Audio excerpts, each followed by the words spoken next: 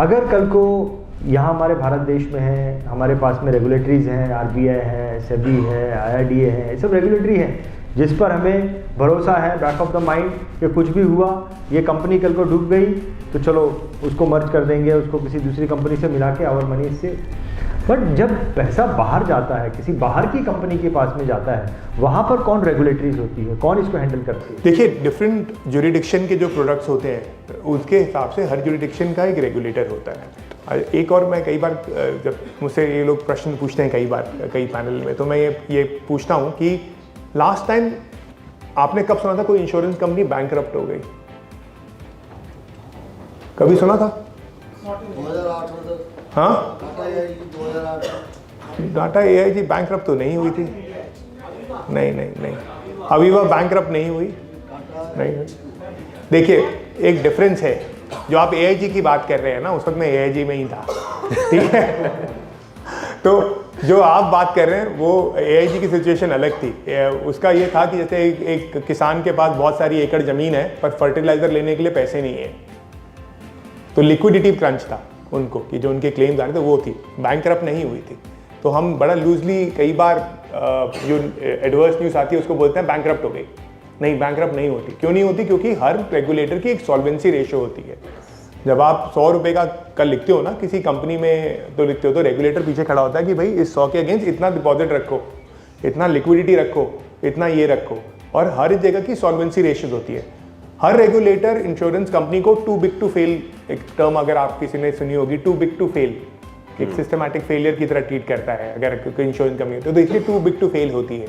तो इसकी वजह से सॉल्वेंसी रेशियो बहुत टफ होती है हर एक रेगुलेटर की।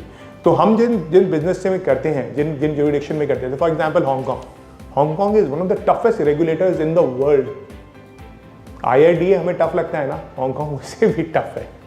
उनके जो ज्यूरिडिक्शंस को, उनकी जो रिक्वायरमेंट्स पूरी करने में ही हम लोग आधे टाइम लगे रहते हैं उसके ऊपर। तो one of the toughest regulator, ऐसे जिनेवा, ऑल दोज थिंग। अब स्विस बैंक तो सबने सुना होगा। अब सबके पैसे कहाँ रखे जाते हैं? स्विस बैंक में जाते हैं ना। आजकल बदनाम है इंडिया में, ठीक है, पर स्विस बैंक क्यों जाता है? स्विस बैंक में क्यों स्विस रेगुलेटर्स के पास पैसे जाते हैं? क्योंकि एक टफ रेगुलेटर है, एक स्ट्रिंजेंट रेगुलेटर है। और मैंने ऐसे टफ रेगुलेटर, वो कस्टमर सेंट्रिक होता है।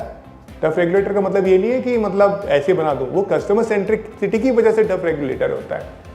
तो उस वजह से अगर आप देखोगे तो ऐसा कोई रिस्क नहीं होता कि कल बैंकरप्ट हो जाए, कुछ हो जाए। और हर एक रेगुलेटर का ईमेल ID और वो मिलता है। सेकंड, हम हमेशा हैं, जब आप एसोसिएट बनते हो हमारे साथ, तो आपकी पॉलिसी हमारी पॉलिसी तो है, हम भी तो जाके लड़ेंगे ना। हमें तो, हम जिन लोगों से काम कर रहे हैं, हम आज से काम नहीं कर रहे हैं, क्या 20-20, 25-25 सालों से काम कर रहे हैं उन लोगों के साथ। तो we know what happens behind the scenes, we know what is actually happening and we are there to support. नहीं प्रशांत, मैं ना एक्चुअली उन रेगुलेटर्स के नाम जानना चाहता था, कौन से रेगुलेटर्स होते हैं? एक्चुअल आप लोग काम कर रहे हो तो कुछ रेगुलेटर्स के बारे में जानकारी दे सकते हो? हाँ, ये इंग्लैंड में एस्का है, ऐसे ही हांगकॉन्ग में हांगकॉन्ग रेगुलेटरी अथॉरिटी है, स्विस रेगुलेटरी अथॉरिटी है। तो ये सब बड़े बड़े वो हैं। और हर एक इनके अंदर ऐसा होता है जैसे कि जैसे IRD में कुछ हेल्पलाइन नंबर होता है या ईमेल ID होता है, ऐसे ही हर रेगुलेटर का एक ईमेल ID और एड्रेस होता है जो कि आपकी पॉलिसी के पीछे लिखा होता है। केमन आइलैंड्स मॉनेटरी अथॉरिटी, यानी कि जो भी इंश्योरेंस कंपनीज के साथ में काम हो रहा है, ये सारी कंपनीज जो है वो प्रॉपर रेगुलेटरी के दायरे में बनी है। We are not here to make a quick buck, let's be very honest. हम यहाँ 28 साल से कॉन्टिनेंटल काम कर रहा है, तो we are not here to make quick buck. अगर क्विक बक होता तो अब तक तो हम होते नहीं ना। Sir just if I can add on also to that, important point जो प्रशांत जी ने बोला, राइट, कि we are now investors trust business में है 21 ईयर्स से। केमन आइलैंड्स में, पोर्टोरिको में, मलेशिया में, दुबई में, DIFC में, और अभी हमने इंडिया में ऑफिस खोला है, राइट, जो फाइनल स्टेजेस में। अगर आप गिफ्ट सिटी गुजरात में जाओ तो I am just giving you a live example of India. What is gift city and what is that place? IFSCA जो रेगुलेटर है, वो वर्ल्ड ओवर के सारे बेस्ट प्रैक्टिसेस को लेके इंडिया में लेके आ रहे हैं। क्यों? For a reason. अगर आप वहाँ पे जाओ तो बैंक ऑफ अमेरिका की एक बड़ी बिल्डिंग है जिनमें 250 लोग बैठे हैं जो काम कर रहे हैं। हर एक इंटरनेशनल सेंटर वहाँ पे आ रही है, क्योंकि if that was not the case, why is India trying to implement global policies to come to India and make it happen in GIFT City in Gujarat.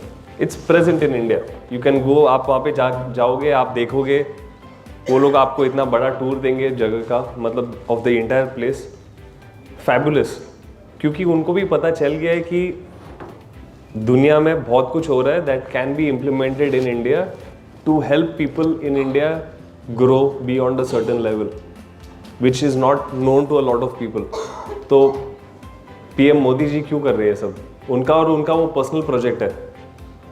मेरा जो मानना है, and correct me if I am wrong, like Amit Shah ji comes there once at least every month to monitor, and this उन्होंने, मतलब मेरे जो boss है फिल स्टोरी, वो दुबई DFC का मतलब इंश्योरेंस एसोसिएशन के चेयरमैन है. तो उन्होंने खुद उनको ऑफर किया, रेगुलेटर्स IFSCA, कि प्लीज़ आप हमें हेल्प करेंगे to make this like an international centre because the demand is so high. ये गिफ्ट सिटी क्या है, इसको थोड़ा समझाएंगे? आपने ऑफिस भी डाला है गिफ्ट सिटी में.